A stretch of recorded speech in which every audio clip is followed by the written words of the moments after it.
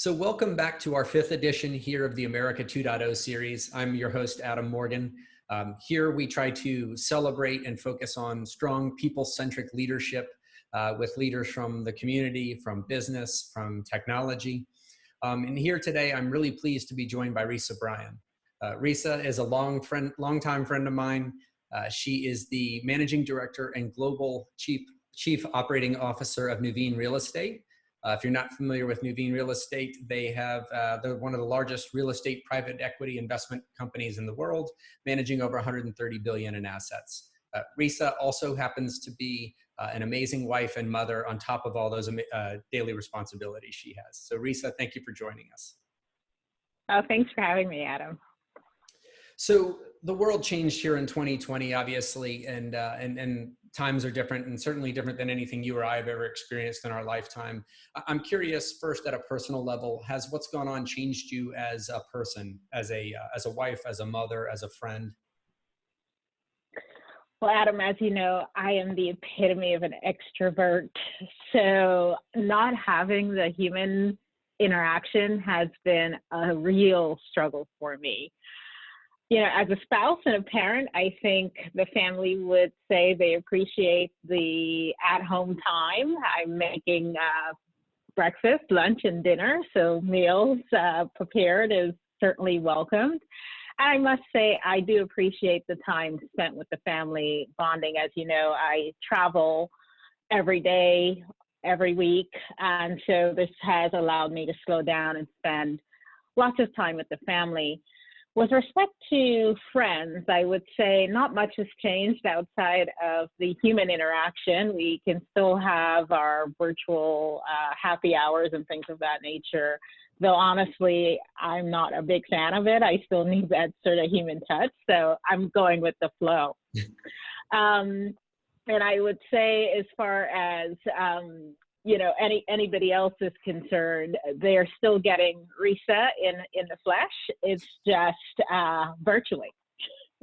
I love it. What about as a leader at work? Do you think what's gone on has changed who you are as a leader?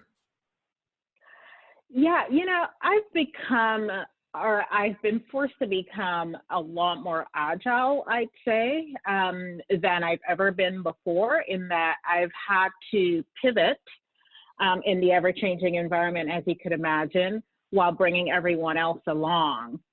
But I would say that my role as a global COO is to keep the lights on, to pay the bills, and to keep our employees happy. And so now more than ever before, this role is needed, particularly as it relates to the people and keeping them calm and keeping them informed. So not much has changed with respect to the role, but more in terms of how I need to interact with the employees. Yeah, it's amazing to see how leaders have had to balance the fact that knowing that people are also part-time stay-at-home parents, right? Or, excuse me, part-time teachers, right? With kids home from school, dealing with the balances of household, parenting, all of that on top of the fact that the line between work and home is now very much blurred, right? Throughout this, particularly in a global organization like yours. Yeah, it's totally blurred, right? And then you've got time zone changes that's intertwined into all of that. I oversee 3 different regions. So you've got the Americas, you've got Europe, and then you've got Asia, some of whom actually reside in Sydney. And so trying to figure out how to get everybody all on the same page simultaneously has been quite the challenge, but we're making it work, right? Thank goodness for things like Zoom, that applications like Zoom that help us to stay connected. I'm curious, are there personal values that you feel like have really kind of helped you, that you've either been able to fall back on or that really have helped you weather the storm at a time like this? Absolutely. I would say perseverance. I believe that success is not easy, but it is during these very difficult times that leaders either become stronger leaders or they crumble under pressure, right? I've chosen to embrace what's happening around us, as frankly, I can't control what's happening. I don't think anybody can control what's happening around us, but I believe in being optimistic that this tide will soon turn and we will return to some semblance of normalcy, whatever that is. I would say transparency with our people has been key for us in the business. People need to know what's going on. We need to stay in constant communication with them regardless of which region they sit in. And so we've been doing quite a bit of that. And doing what's right, to your earlier point, giving people time to connect and reflect and respond to what's happening during these times, whether it's needing to speak with a counselor to sort of ease some of the anxiety that's in the system, whether it's tending to a child or being that teacher at home helping with a problem, whatever the case may be, giving them that flexibility to be parents, but also recognizing that, you know, there's a job to be done.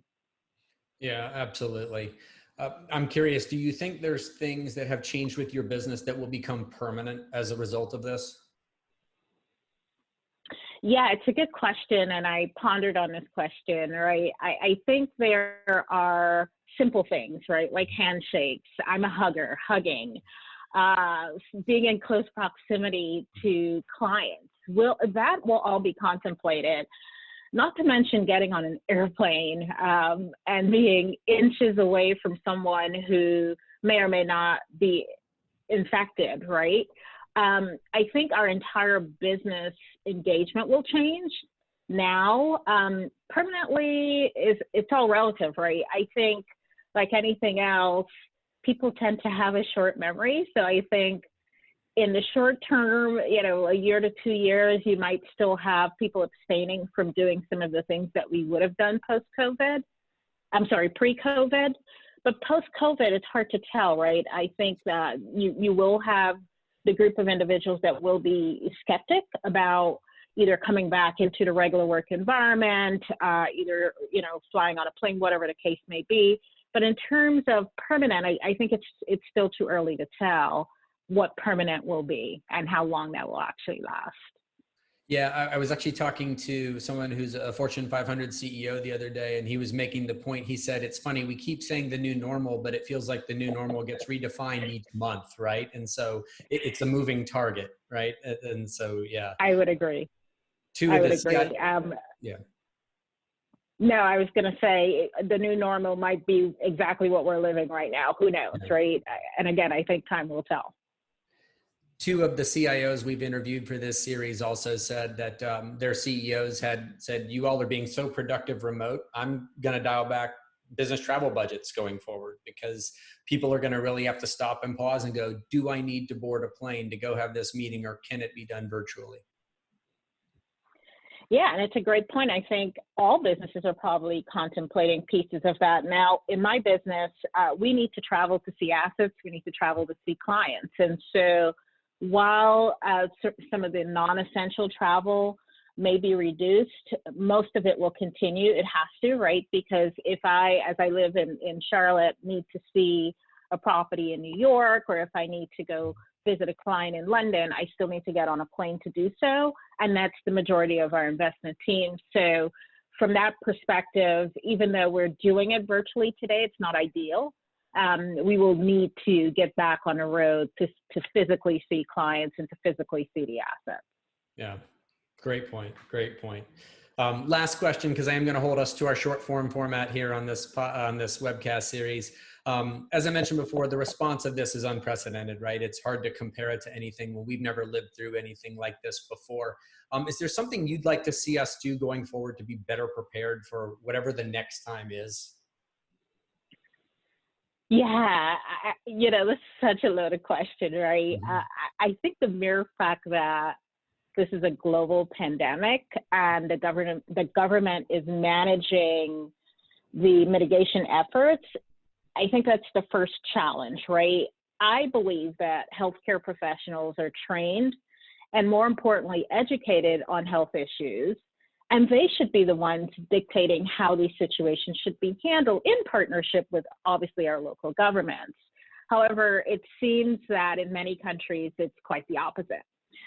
So things like task force and preparedness in the event this should happen should always be in place.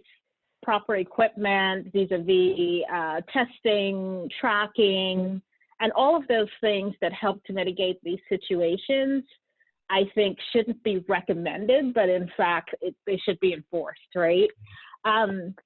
I don't think, Adam, we can afford to have another COVID-19 pandemic without being prepared. Now that we know it's a real thing, which frankly, I was one of those who didn't really think it was real when it was happening.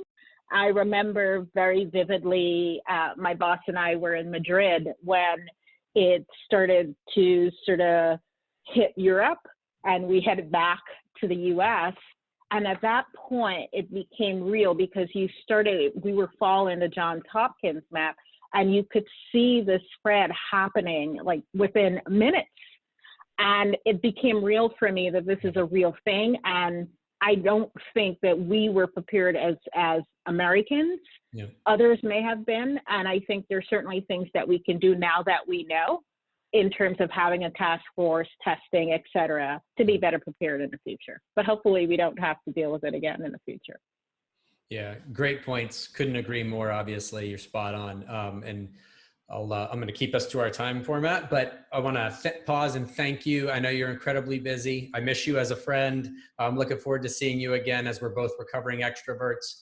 But thank you for your time. Thank you for your insights, Reisa. It's been great to host you today, and I appreciate you. Thanks so much, Adam. Great to see you. See you soon. Likewise.